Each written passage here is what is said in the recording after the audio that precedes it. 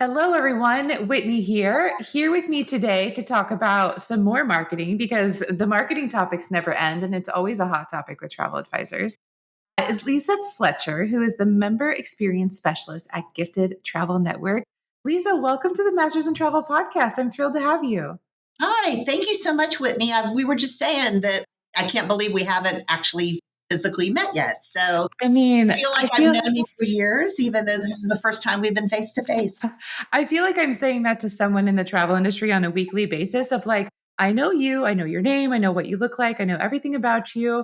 I can't believe it took this long for us to like actually connect or have a call or meet in person.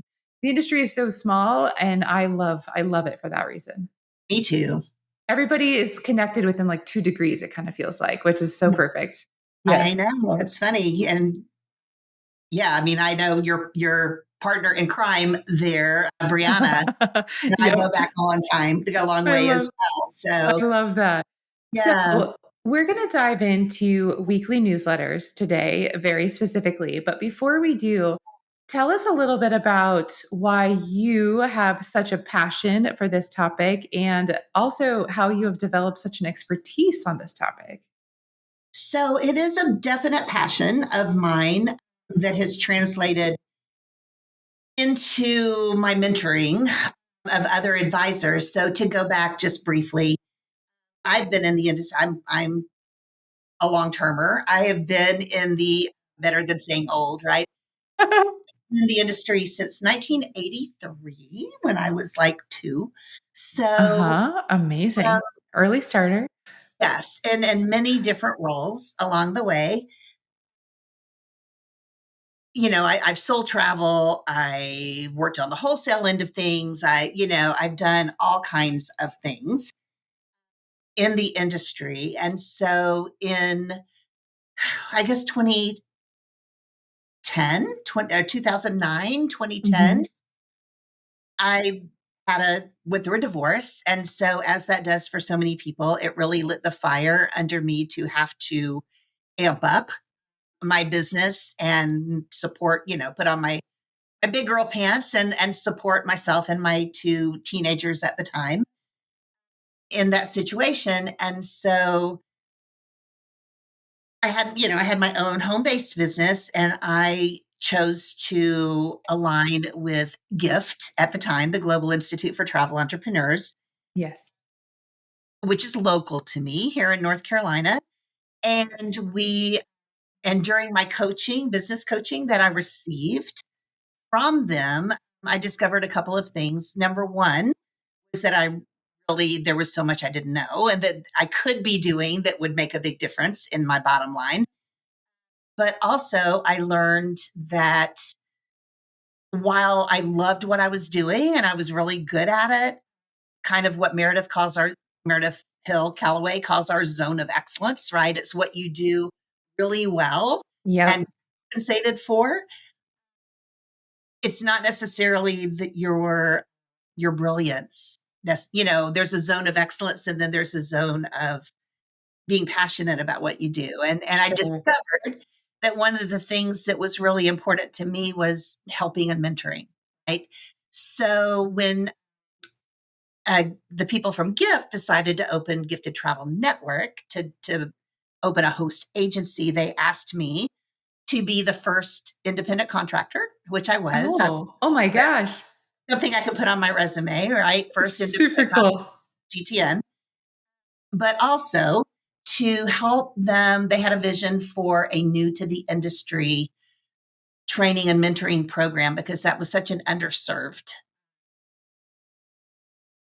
market for Yeah. training, right? It's Yeah. like Yeah. you learn not everything you need to know about partner stuff, but actually how to start a business and how to run a Yep. business. And so I worked with as I was an independent contractor selling travel under them, but at the same time I worked kind of my second job was as an independent contractor directly to Gift as the first mentor and creating all the contact or content for that travel MBA program, right? Cool. Through that and through what I learned from them, I had the opportunity to really get comfortable teaching and preaching on the benefits of a newsletter. And it was obvious to me that people did not understand, they had an old fashioned concept of, and many excuses of why a newsletter was not going to work for them. Can we dig into that a little bit more? So is this pushback that you felt when you were first becoming a mentor, or is this pushback a similar pushback that you're still receiving today? Has it evolved? It has evolved, I think, mainly because the element that I'm in is they're more used to hearing it, so it's like something they've been brought up with, right Sure. here. Okay. Okay. So Always. when you first got started, what is the pushback that you were receiving of people saying, "Oh no, not a newsletter. That can't be my marketing strategy." One thing, which was like my pet peeve, was I don't know what to write about, I don't feel right? like that's gone away. And I really annoyed the out of me, because to me, if you're in the industry, you're passionate about it, all the information that you've got stored up here, all of the resources that you just are there to share with your clients, how can you not have something to talk about? I think Right. And do you ever so feel like people have so much they could talk about that it's almost like yeah. a little bit analysis paralysis of like you don't even know where to begin? And so, we would include tips and ways to help you figure that out, what to write Sure. about. Then also, of course, there's always the I don't have time to do it. Yeah. And Yep. there's also, and this was another biggie, people claim that they're terrible writers, Sure. right? A lot of people don't believe that's in their realm of superpower, being a writer. And it Which was, might be true. which, and there's ways around it, right? Sure, Especially sure, nowadays as things have evolved in technology and whatnot. But at the time, because this was pre AI, right? sure. Yeah. We were doing this. It's like, well, you don't have to be a great writer, and we even had some people who were so put off by the thought of sitting down and creating a space to actually put things down on paper, that we had people who their newsletters were basically, instead of a written article, they were a recorded video, Oh, interesting. because they were comfortable speaking about it. Oh, They just fascinating. writing it. I would also have Was some. this like 10 years ago or like last week? Because I feel like I sit down and make videos all day, every day. I could It be was years ago, but I think a lot of it still applies, right? It's still a mindset block that people have, that, oh, I can't write, but I can talk. And so, I would say, well, then let's record it as a video and embed the video in yeah, your newsletter instead of writing an article. It's simple, right? If that's their comfort level. sure. Or, record yourself speaking And then get a transcript. and transcribe, and get someone Yeah. to somebody that that is a good writer, just to go through and edit and, proofread and whatever. And we're not talking about, books. We're talking about short A three few paragraphs. paragraphs. Yeah. Right.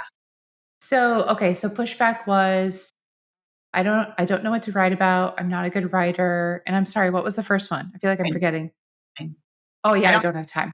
Okay. yes, So this was 10 years ago. I feel like this is still what I hear today. yeah, probably so. So what where do you feel the disconnect is? Because I think when I hear I don't know if I want to say excuses. I want to find a different word, but I don't know that I have a different word. Yeah, Because let's be honest, I'm making the same excuses, or I have made the same excuses for a long time. The reality is that we're business owners. And yes, so the number one question I receive most often from non industry folks are how do you find your clients? right. And I will say that most of them seem pretty disappointed or like not very excited when I say the vast majority of my business is repeat and referral. They almost feel a little bit like annoyed. So that's That your is goal. that That's is the what you want. That is what you want. But the fundamental answer to their question is, well, you had to find those first clients in order for them to become repeat and referral. And I don't always have a good answer for that. But as business owners, it is our responsibility to make connections, build relationships, and bring business in the door. And so I think like we can talk about newsletters all day long, but if a do these folks who have excuses about why they can't write a newsletter, do they have a solution for a different type of marketing? Or do we then find more excuses over there as well?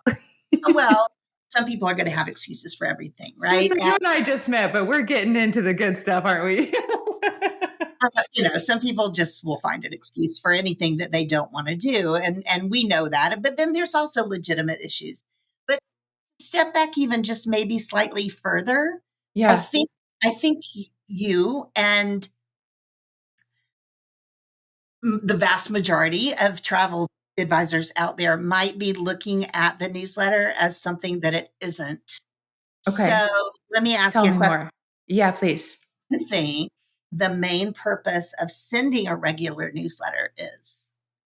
What do I think is the main purpose of sending a regular newsletter? Or the main value in it, the main, what does it do for you as a business owner? Okay. Lisa, I'm used to asking the questions. So Great. just give me a second to process and to think about this. I think that my You ask a lot. So, You're like, give me a break, Whitney. You're asking questions all the time. Let's turn the tables. Okay, so I think my gut reaction to this is to stay top of mind, okay. to send a newsletter, to be in people's inboxes on a regular basis, to really stay top of mind.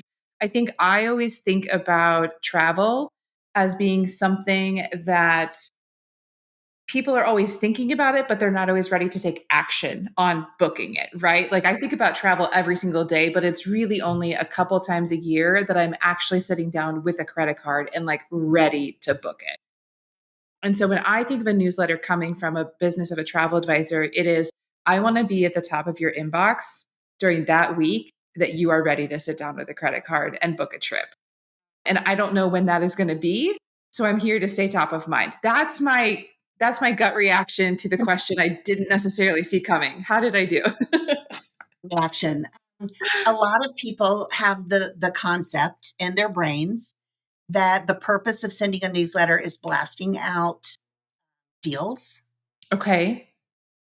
to their clients, Okay. and that it could not be further from what I'm talking about. Where do you think that impression comes from? Do you think it's because all the other emails in my personal inbox are deals coming from Gap and Anthropology and Williams Sonoma and whatever other store I ever looked at, let alone purchase something from? Do I, you think I that's why? Or where does that impression come from? I think you're right. I mean, I think today we're newslettered to death, right? With it's like, think how many times you've probably been online looking at something and then you get to where they ask for your email address.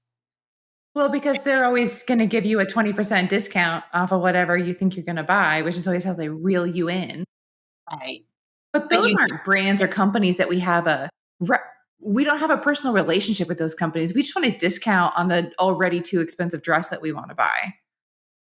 yeah. So there's two, well, I'm sure there's more, but there's two main types of marketing, right? I think that travel advisors have to deal with.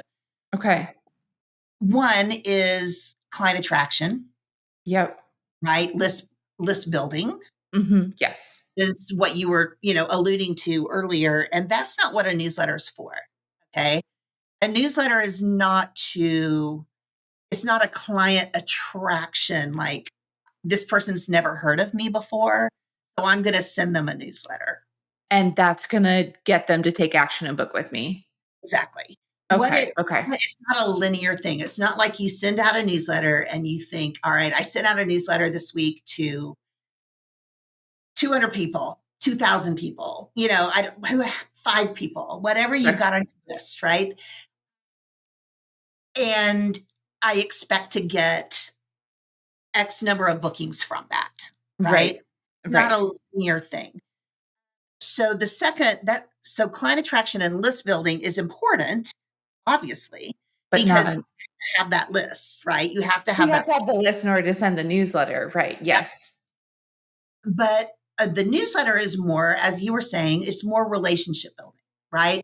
Okay, now you've got these people that have opted in or expressed interest, or through whatever client attraction marketing you've done, you have got these people who have given you their email address, right?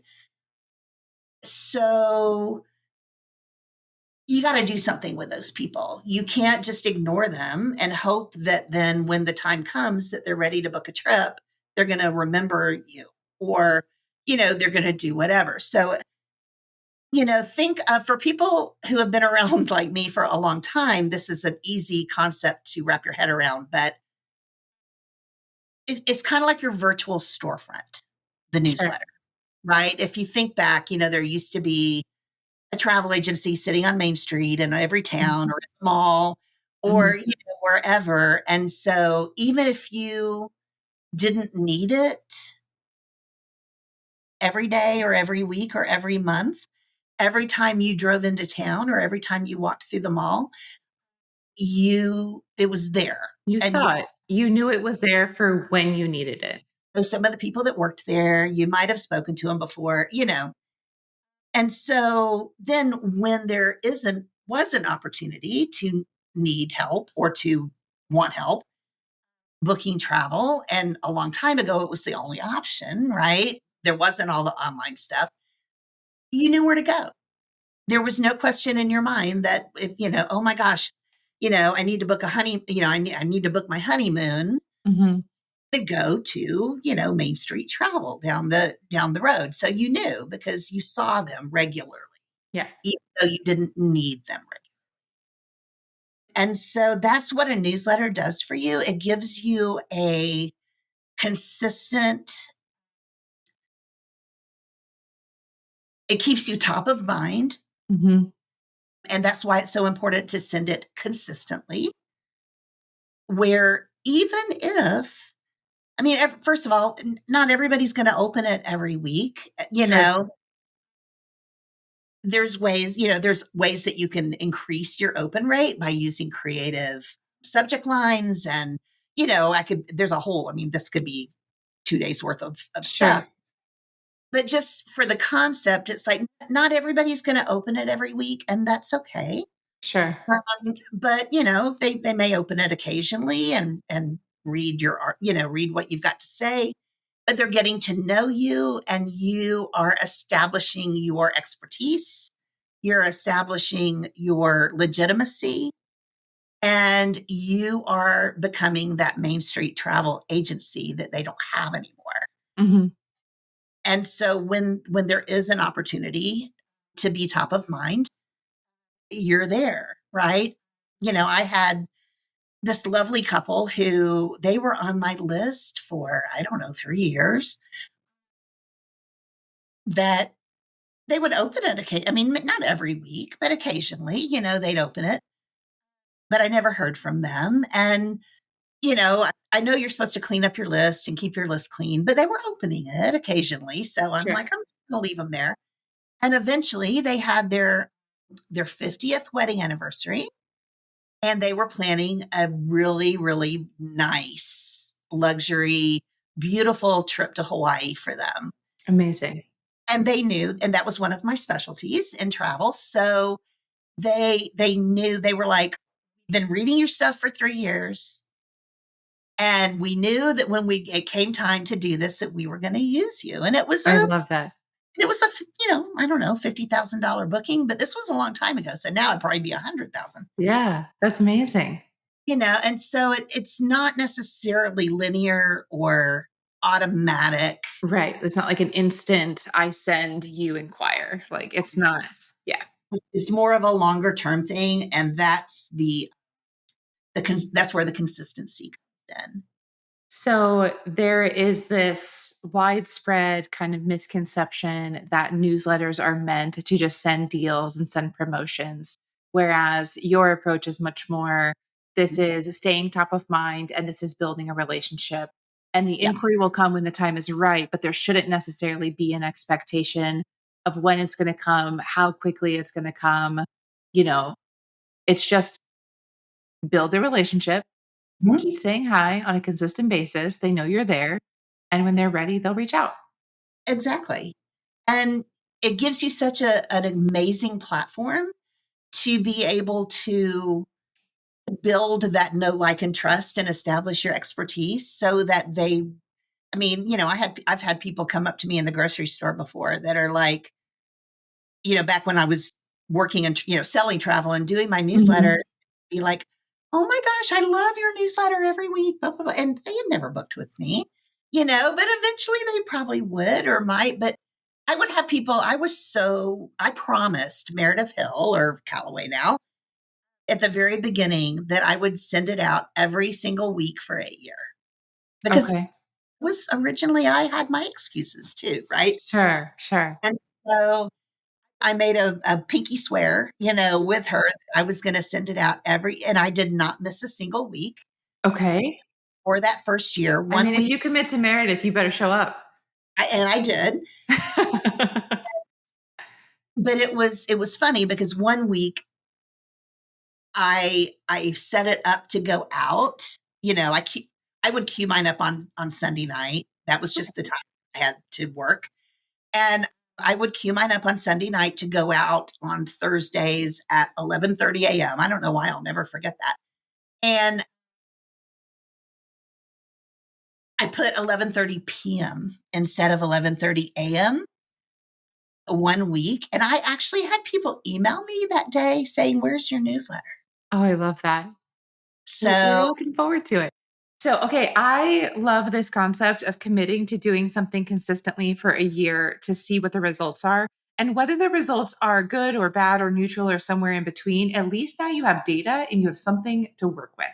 And I talk about this in terms of commit to networking and making 50 connections. Networking sucks for some people, but if you go and you write down the connections that you're making, and if you commit to making 50, I guarantee something is going to happen. You are going to learn something in those 50 connections. Commit to planning this many trips before you do XYZ. Commit to doing this. So I love just this high level concept of commit to something and do it long enough to see results. If you send 3 newsletters or 4 newsletters every week for a month and you don't get any inquiries and then you quit, that's not enough data, folks. you're putting out there. You're not establishing yourself as a consistent, you know, it's like you're not you could Nobody's paying attention because they don't even realize you're doing anything yet. It is very much like build it and they will come is bogus, right? Like, so talk to me about what you learned and what the end result was of sending a weekly newsletter for a year. so I mean, first of all, I learned that I really could write and that Love not it. only did I write, but I actually enjoyed it. Love it. Secondly, I learned that it didn't have to be, it didn't have to be that hard. As I progressed through the year, I realized because I am not the most tech savvy person in the world. I mean, I'm adapting just like everybody is and has to do in this business. And it's not like I'm kicking and screaming with the new tech, but it's not the easiest thing for me to wrap my head around. People I'm great with, tech is like another little struggle for me. And so I found that I didn't have trouble writing my content. What I had trouble doing was getting it all into my autoresponder, into my template, looking correct, I mean, I could choose the photos I wanted to use, but getting them in there and having them sized just right and Yeah, spaced. yeah, it's a whole beast. Oh my God. Yeah. And so that was the kind of stuff that I struggled with. So about halfway through my year, I hired a girl who I knew locally who had a marketing degree and she did whatever. I literally paid her $25 a week Okay. and I would send her my content for my introduction and for my feature article and the photos that I wanted to use and any, notes about anything, if there was anything unusual. I would send them to her and she would put them in to my template, get it all formatted, get it looking right, and queue it up so that it would go out automatically on Thursday at 11:30. I love that you did everything by yourself because I think that you have to do everything by yourself for a period of time. And then you can very quickly start to identify, I like this, I'm good at this. I hate this, I'm terrible at this. And now, how can I find someone to support me on this part of it so that I can remain consistent with this new effort? Because just because you don't like a part of it, like the formatting part and getting it queued up, doesn't mean that you just throw everything out the window. Oh, Just find somebody to support that part of it, which is what you did, which I love. and that's another, so many people say, I don't know how to, I don't know what to do with an autoresponder. I don't have time to learn. Hire somebody that does. And just for that, just that one job, if you're not at the point in your business where you're ready to hire, or like a virtual assistant or a part-time, employee to help you with that kind of stuff, you can find somebody on like Fiverr or Yep. Lucia or, Yep. any of those places that will do that for you and it's literally, if you give them all the content, it literally takes them, and there's a template set up Yeah. and everything's all good to go. It literally takes them an hour, Yeah, yeah, amazing. you know? So, okay, so tell me what you learned in terms of the response to your newsletters, how clients were interacting with it. I mean, you shared already that many were looking forward to receiving it. So, by remaining consistent and really dedicating yourself to one thing for an entire year, how did it impact your business and your relationships with clients? I think it really did. I mean, again, it's not something that you could put a number on because it was the immediate gratification. Like, here's a cruise for $299, and three people say, okay, I'm going to buy it. Mhm. Right. Wasn't that kind of thing. However, I do think it increased my referrals because I would have people that were on my list that would receive the newsletter that would forward the newsletter Yes. to friends of That's what I theirs. was gonna say is that you can stay top of mind for when they're ready to book a trip, but you're also staying top of mind because they're just chatting with their friends and family all the time. And it's just a matter of one conversation for somebody to be like, "Hey, I'm going to Ireland or I'm going to Hawaii. Like, do you know somebody who can help?" Actually, I do, you Exactly. know? So it's also top of mind for like everyone within 1 or 2 degrees of them. Exactly. Because they might say, or somebody might be talking about, oh, well, I just went on vacation and, this happened. And you wouldn't believe the lines at the airport, people complaining about that. And so that the person on my list who might be in that conversation might just say, oh, well, I'm on on a mailing list, and this with this travel advisor who sends out a weekly newsletter. And her feature article a couple of months ago was on how to get global entry or TSA pre-check or whatever. Let me forward it to you, and maybe and even it doesn't even have to be somebody wanting to book a trip, or somebody had a terrible experience somewhere and needed and wished that they had purchased travel insurance, but they didn't. They were like, I didn't really know that I needed it. I thought my credit card company was going to cover it, but yada yada. Yep, yep. And they would say, oh, well, you know what? I know somebody who has written like a series of articles on why travel insurance is so important. I would love to send you that link. Yes. So in that way, it does become a little bit of a client attraction overlap in the marketing. Sure. That's the long game for sure. And that kind of client attraction is going to be really slow and steady, but it should not be discounted. So you So did this for a year. And when you got to the end of the year, did you pop a bottle of champagne and never send a newsletter again? Like what kind of happened? What kind of happened from there based oh, on your experience? by then, I mean, No turning back.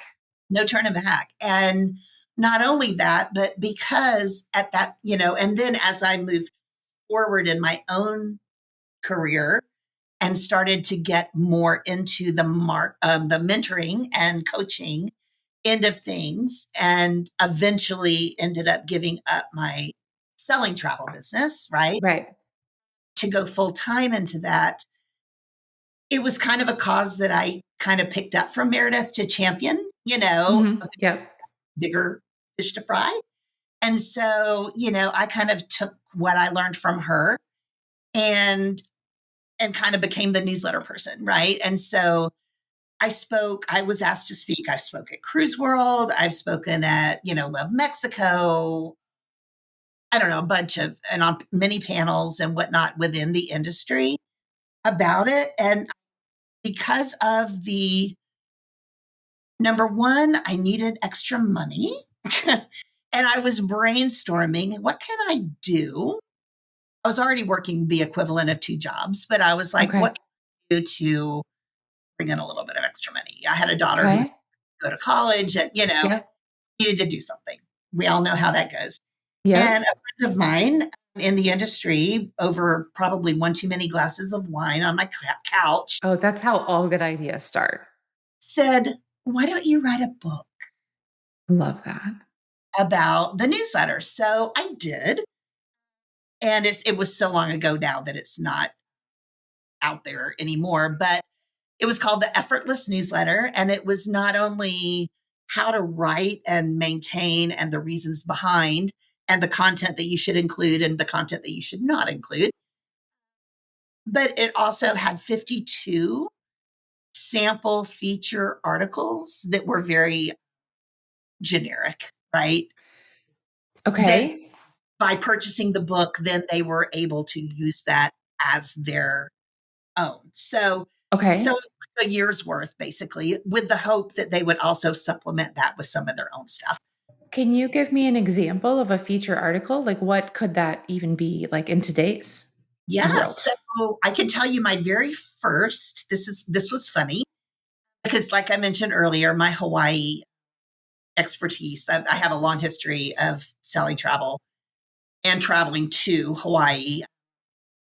And one of my first, or I think it was my first article, was just introducing myself, right? Sure. And introducing the concept of what the newsletter was. Second week, the my feature article was on why spam is such, like the canned meat spam is such a popular thing in Hawaii. Oh, okay. Okay. Okay. And Okay. so totally not pushy, not salesy, not, whatever, but interesting, right? It was like, Yeah. I mean, yeah. Very and interesting. but the funny part is when I hit send on that newsletter, it got blocked because the word spam was in the. Come on. I mean, that just feels like a karmic joke. Like, I know. So I had to get eye contact on the phone, and I was like, "Did you look at the article?" And of course not. no. And he looked Yeah. at it, and was like, "Oh, I'm so sorry," and they let it go through. That's so But funny. I just thought that. So it's more is to establish your. So probably what I should say is really the only things you need to have in a newsletter is you want to have an intro every week that changes. And what that intro is just a greeting, right? Short, 1, 2 paragraphs at max. Just kind of what you've been up to. I mean, what did you do this week? And it may be travel related if you've gone somewhere or if you're working on something or whatever. It may not be. It may be that your daughter graduated from high school or that your pet did something really fun or, whatever. And so that's your ability to make them feel like they know you, right? To build the relationship. It's Yep. not like the only thing they know about you is that you want to sell them a trip. Right. Sure. And of course, you don't have to overshare anything that you consider personal, Mhm. with people, but It's just a little like, hey, hi, how are you? and always include a photo. And the photo should be of you. I mean, you should be in the photo if Okay. possible. Times, maybe not. Maybe, if you just got a new dog or something, maybe a picture of you with your new puppy or, that kind of thing. And And then I would try at the very end of my little intro to segue into whatever the feature articles was going to be a week, right? To try Okay. somehow bring the two together just with a Sure, few. sure. And then a feature article that would just be on whatever topic, happened to be top of my mind, that week, or and that, again, 3 paragraphs, not anything super long. You want a chance to build your expertise, but you don't want to sound like you're a college professor up there, lecturing, want, want, want, want. I mean, this is travel. It's fun. And you want it to be a combination of informative and entertaining.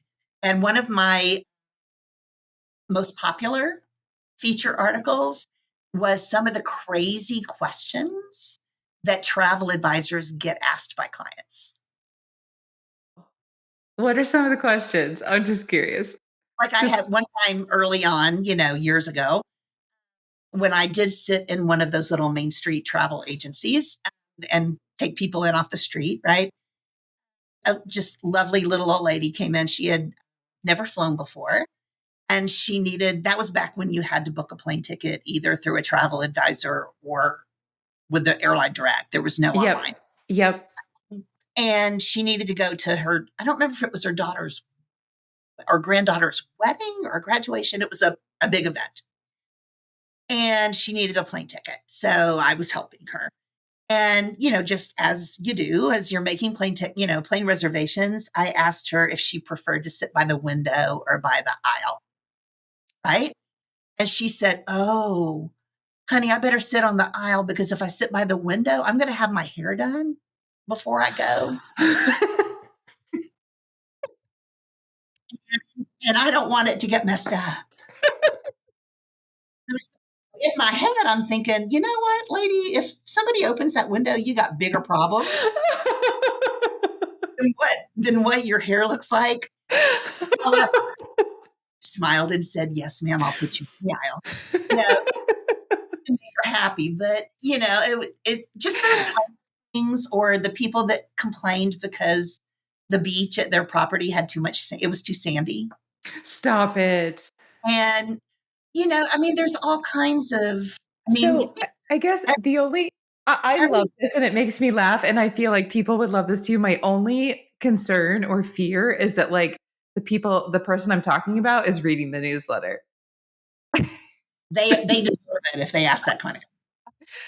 So at a recent event that I did, like an in-person event, this older gentleman came up to me and we were giving away a trip to Portugal. And I think he said that his daughter was in Spain.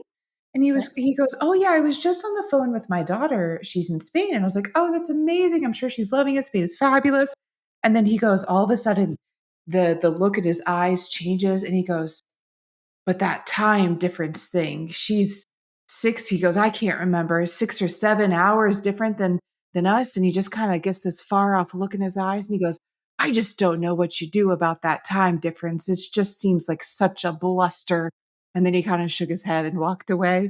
And I just kinda stood there for a minute and I thought, "Sir, what do you think happens in this time difference?"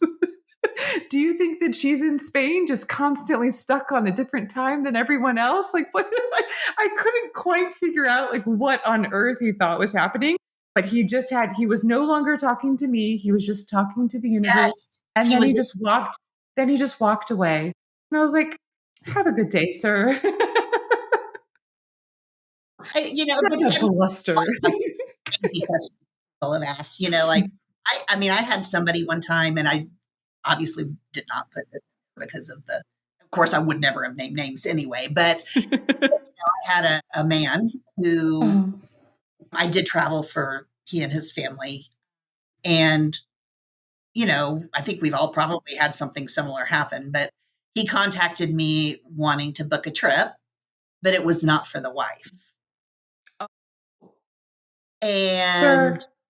And, you know, you get all these kinds of of things that people don't think about, and just kind of adding some that's not really funny, but adding some brevity, some Yep. lightness to, instead of like, and this is what you need to know about so and so, and if if you want to do skip the line, then this is what you do, and there's all these ways to make your trip to whatever better.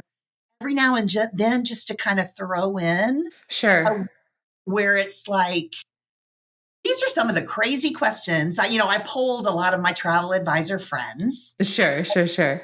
Are some of the crazy questions I just thought you might need a laugh this week. And that's the content too that you can write ahead of time Sure. and And just kind of have it have in it. the bank. And so if there's a week when you're really busy and don't have time to write new content, Yeah. pull that sucker out, Yep. and again, you can repurpose, because hopefully if you're in an active stage of marketing for client attraction in your business, a year from now, you're going to have a lot more people on your list Hmm. than you do right now. So if you send Sure. out an article this week, you can repurpose that article a year from now. You Absolutely. it and just kind of tweak it, make sure it's up to date, make sure everything in it's still accurate. Plus, everyone on your list isn't going to open and read it. So the odds of people remembering, oh, she wrote about this last year, it's it doesn't Oh, matter.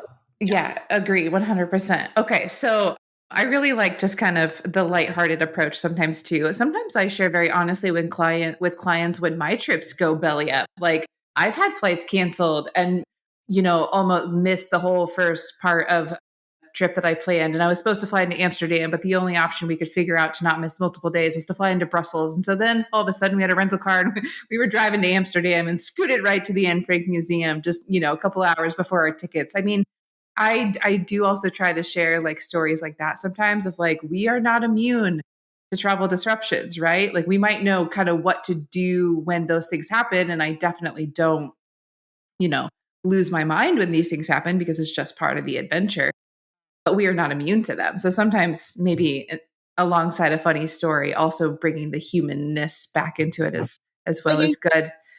whatever news, current news, destination. If you go on a trip somewhere and you just fell in love with the hotel that you stayed in, come back and just write a feature on it.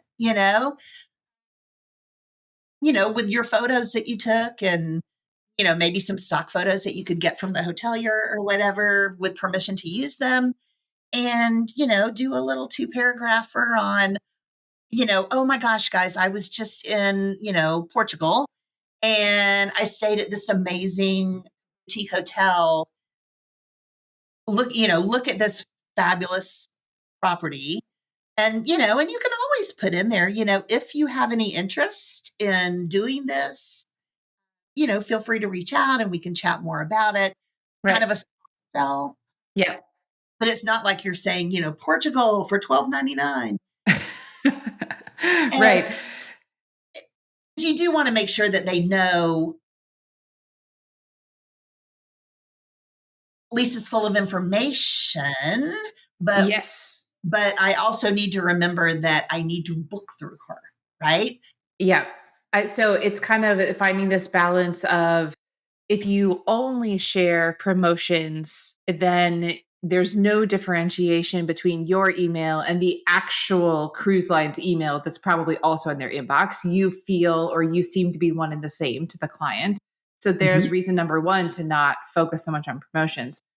Then also asking for the sale within reason. And sometimes it's a hard sell, sometimes it's a soft sell, sometimes it's just, hey, I'm popping in to say hi. And there's not like a hard call to action selling point in every single newsletter, but that does need to be there sometimes because as much as we feel like we're banging our head against a brick wall that we want clients to book through us and this is how we earn our income and this is how we work, there is still thousands and millions of people out there that don't understand how we earn money So that's and they one of don't my, know how to work with us, and so we also have to ask for the sale. yes, that was one of my feature articles, how travel advisors worked. That is amazing. It is I so much easier to put that in a low stakes newsletter that anyone can read or not read rather than like a one-on-one conversation kind of situation. That is a fabulous like feature article because everybody's wondering, right? Sure. How does this work? Yeah, a lot of people don't know how you work. And then I would always have in every, again, in my template, built into the template that, that we would use every week, there were things that remained the same, right? The things that would change every week would be the intro and the feature article and the subject line, right? Mhm. Because you don't want, Lisa's newsletter number 494. You're not So going to get, what but in addition that would stay the same. And, one of those at the bottom would be like a little footer that always it was like about Lisa, right? oh, okay. My, my bio basically, but I Okay. wanted to know about me. And then another section was a link to my intake form. Okay. So, ready to book or do you want to talk about a trip? Click here. Got it. So that was always there. That was just kind of a mainstay. Perfect. Perfect. So we've talked a lot about not putting in promotions and discounts and flashing things. Is there anything else that shouldn't be in your newsletter? Yeah, I just think, not really. Obviously, you want to be in good taste. You don't, I think, and maybe now's a good time to touch on it, but as we're moving more into the AI zone, you want to make sure it's such an amazing, first of all, never use AI for your intro, Okay. right? Because that's the main place where they're getting to know you. And so it needs to be in your own voice. And Hmm. if you write a paragraph and a half about, getting a new puppy this week or, a situation that happened this week, then you got bigger problems, then, anyone can write that, right? You can Hmm. run it through, Grammarly or whatever to clean up Sure. all that kind of stuff. But you don't want to use AI content, obviously, for your intro. You want that because you're having people get to know you.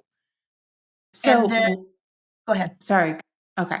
What on the AI topic, one thing that I felt like really helped AI kind of fall into place for me was whenever I would put in a prompt and like help me write XYZ, what would come back was always just vague and repetitive. And it was like a lot of words that actually said nothing. And it was just like really weird.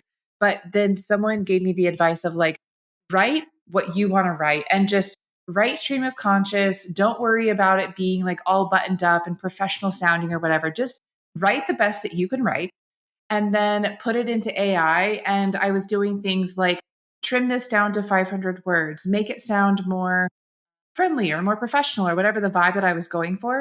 And Mhm. suddenly it took my writing that was good, maybe even a little bit better than good, and it made it great.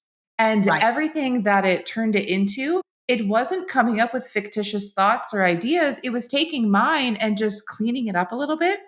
And so Yes. then based on what ChatGPT produced, I read through like line by line and word by word. And I was just like, yes, this is what I said. It's not making anything up, right? It's not, I was like really trying to be like, is there anything in here that is not exactly what I meant? Or like, that's not what I said. And it didn't make anything up at all. It just cleaned up everything that I wrote. As long as you don't also erase your voice. I think that's excellent. You know, where I think we tend to go overboard a little bit with AI sometimes is, so for example, to Travel Network sends a weekly newsletter to our advisors. We also send a weekly newsletter. We walk the walk, right? We I send a was going week to say, practice what you preach. we send a separate weekly newsletter with different content to our preferred partners. Okay. Okay. So we do that as well. So one of the and the there's always the same format, right? There's an intro. And typically, the one to the advisors is written, the intro, the exec team rotates writing the intro. So one week it'll be written by Meredith, one week it'll be written by Vanessa McGovern, one week it'll be written by Sandy Saburn, Mhm. Matthews, Hannah, whoever. And so, but they all write differently. And and one of my jobs that I do because of my history with the newsletter is proofread the intros, right? And over the years that I've known these amazing women, I have gotten to know their voice and how they write and and so sometimes with AI coming in, you can tell Mhm. maybe that, oh, that doesn't sound like something Meredith would say, or Sure. Yeah. no, I don't think Vanessa would say it that way, or whatever, if they've used AI to supplement, Yep. whatever. And so I try to catch those things Sure. for them if they have not caught them already.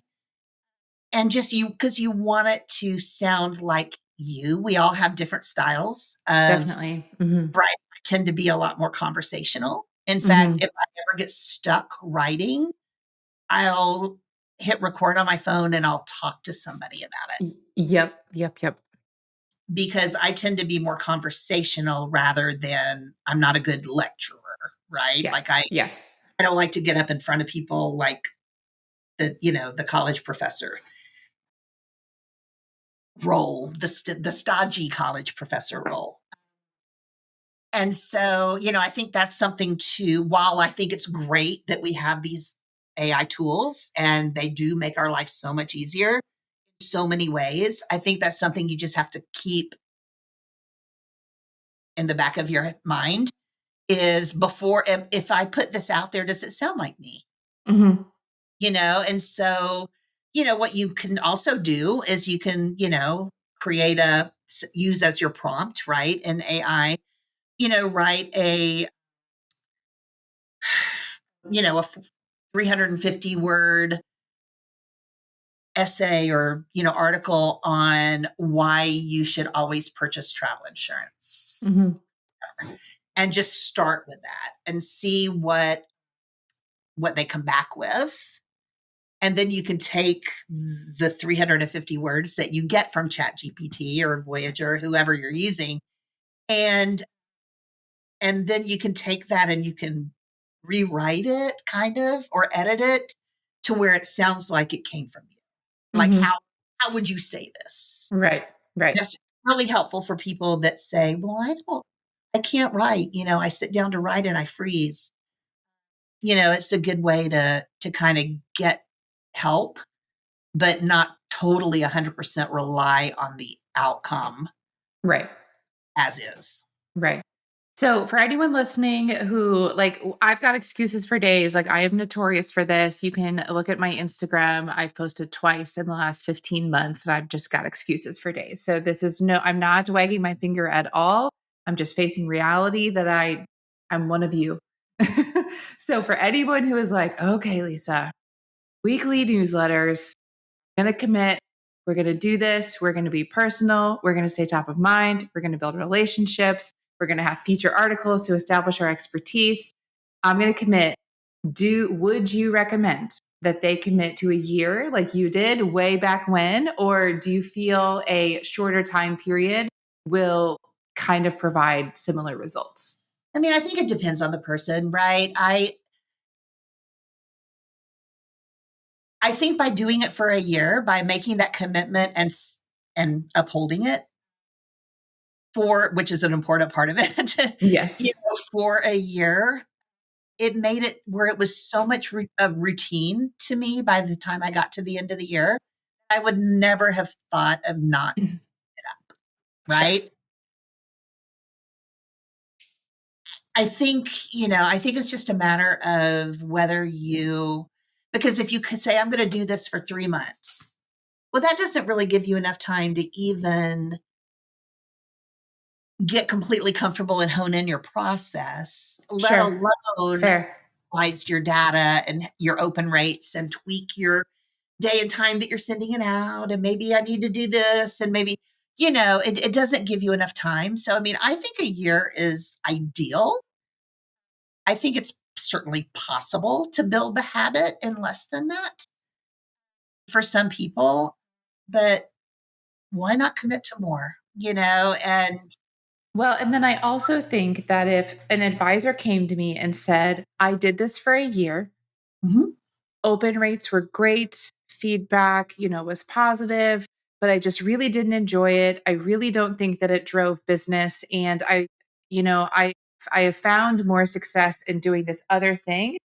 I Mhm. would actually say, I give you permission to never send a newsletter ever again. You Absolutely. tried, you provided quality content, Mhm. you got great feedback on it, you didn't enjoy it, your clients weren't responding to it. You can move on to trying the next thing because as business owners, that's what we're constantly doing, right? I Right. think the struggle is when we hear advisors who are like, well, I did the thing once or twice and it didn't work, so forget it. Like that's not how anything works. We Right. can't plan one or two trips and then if it doesn't go well, we quit. We can't go to two networking events and if we don't meet anyone, we never go again. Like that's not enough data. I like the numbers like 30 and 50. So whether it's like 50 newsletters, well, that's basically a year, 30 networking, meetings or 50 new connections. Like I feel like these numbers feel statistically significant to say, I gave it everything I had and I tried. Right. And now I either have enough information that I see how I can do it differently to maybe get better results, or I have the information I need that I feel comfortable to say, no, thank you. And That's not my strategy. that's being an astute business owner, right? Yes. It's not. I mean, obviously, I'm not going to come to your house and knock on your door and say, you know, you have to do a newsletter. I mean, you don't have to do it. I mean, I can't make you do it. You're a business owner. You're an entrepreneur, and you're doing what's the best for your business. I can teach you what's worked for not only me, but for a lot of other people. But if it's not, if like you say, if you give it a go, you commit, you do everything the way that you're told, you take adequate time to look at the analytics and tweak and, really give it the old college try, right? But at Exactly. the end of that year, you look back at it, which is again, as a good business owner, you should review all Absolutely. of your marketing, you know, Yes. every quarter or annually or however you do in your one person strategy meeting, right? Yes, exactly. You talk to yourself for 3 days. I've done that. But you're doing what you should be doing as a good business owner. Exactly. Not a good travel agent, but that's I mean, it's not the fact that it makes you a better travel advisor. It makes you a better business owner. Exactly. Exactly. On that note, Lisa, thank you for coming in this week and dropping the knowledge bombs. I really appreciate that newsletters were super cool back when you were selling travel. They're still cool today. Yep, Not a lot has changed, but I hope that some little nugget that we shared today feels helpful to everyone listening. me It too. was lovely to connect, and I hope that I continue to see you and to learn from you moving forward. Thank you so much for hanging out with me today. Thank you. It's been a pleasure. And I'm full of lots of those truth nuggets. So Oh, I love it. We'll welcome yeah, you back nothing is anytime. easier than to share them. So Thank you.